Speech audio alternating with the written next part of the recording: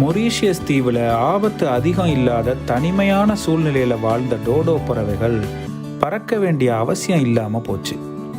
இதன் காரணமாகவே டோடோ பறவைகள் பறக்க முடியாமவே போச்சு. ஆனால் நிக்கோபர் புறா அதோட பறக்கும் திறனை தொடர்ந்து தக்க வச்சுக்குச்சுன்னு விஞ்ஞானிகள் சொல்கிறாங்க.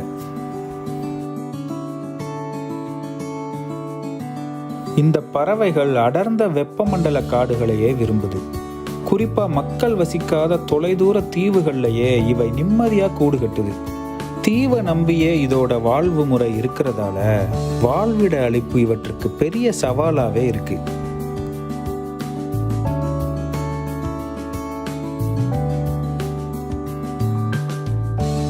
இந்த புறாக்கள் உண்மையிலே தனித்துவமானதுங்க.